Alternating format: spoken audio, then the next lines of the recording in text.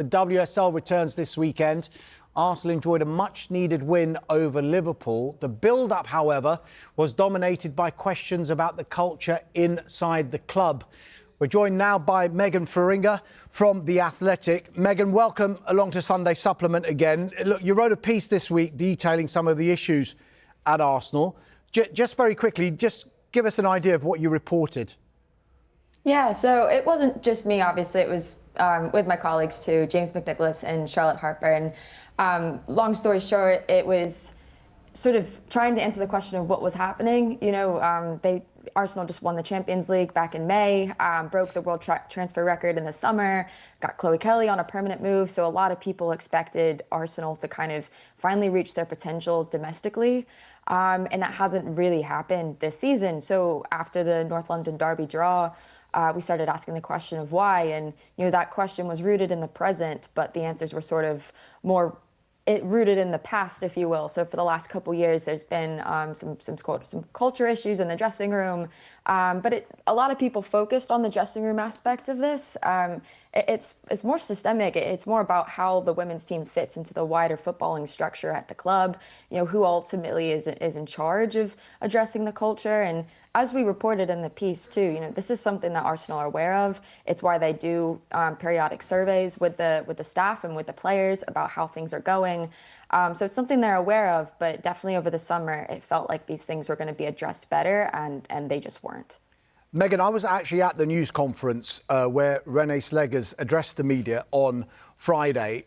She did say she doesn't read many media articles, but she felt compelled to read this one. Now, she was accentuating the positives at Arsenal. Clearly, we didn't expect anything else. She didn't actually deny any of the findings that you had in your report, but did say she didn't agree with it. What was your response to that? I wouldn't really expect anything else, to be honest. It wouldn't be, you know, sort of in custom for a manager to come out swinging a bat. We sourced well, and we were really confident in what we reported. And it's fine for her not to maybe necessarily agree with everything that we reported, but we're really confident in what we did. And to be fair, what we did say in the piece too is that, you know, like we said, things are being addressed, things are trying to be addressed. It's just that this has been for quite a long time this has been happening, and it just hasn't been sort of changed as much as I think people really expected, and especially with the results this season, some of the performances kind of being more dominated by individual brilliance rather than a fluidity in the squad. The questions need to be asked, and I do think this is also a sign of where the women's game is. For the last couple of years, I'd argue a lot of times media are quite cheerleady. It's all about building the game, which is good, but I think we're at a point now where to build the game, we can apply scrutiny, we can start to call these things out. So I think there's also that balance at play as well. Megan, it's Dan. You've touched on my question there, really. Like, to what extent do you feel that the kind of issues in the Arsenal dressing room that you guys covered are a symptom of the way the women's game has just exploded over the last few years and obviously grown massively? I think it's extraordinarily high. Like, that's kind of something, again, we put into the piece. You know, Arsenal especially are one of the most marketable, if not the most successfully marketed club in the women's game. You know, these players are as high profile as the club itself.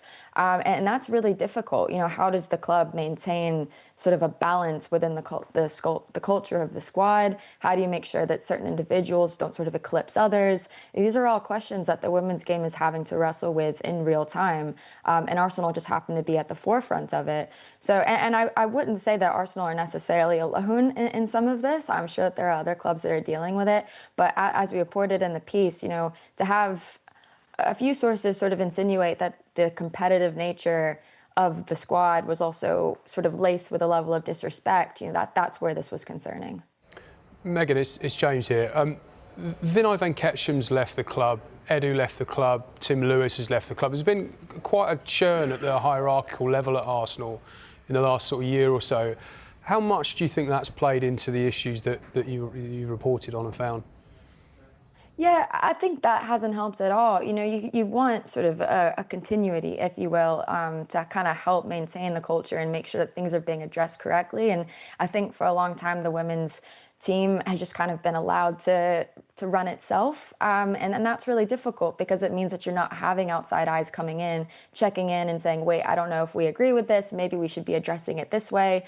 And that, again, is what we wrote about in the piece, is where does the women's team fit within the wider club structure? And it's something that they have, again, started to address over the last few years. But, as we reported, there was a few people who sort of suggested that the women's team was a boat being run by itself, which is not something you necessarily want to hear about, how a club is trying to run itself as a one-club mentality, and you've got something that's kind of running itself. Megan, just finally, you're off to Manchester United as soon as you finish with us. Some significant injury news, isn't there? Yeah. Fallon Joyce is back.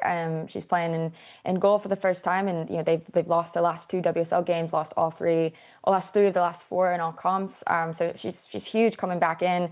I think the Wales international Safia Milton-Patel has done well as a deputy, but ultimately she had 1 start for Manchester United before this season. So it's a really difficult ask for her to come in and replace someone like Fallon Joyce. So United really need the US Women's national team goalkeeper to come back in, and I think they're going to feel a lot of more confidence in the defensive line. Megan, Feringa from The Athletic, thank you very much for your time this morning on Sunday Supplement.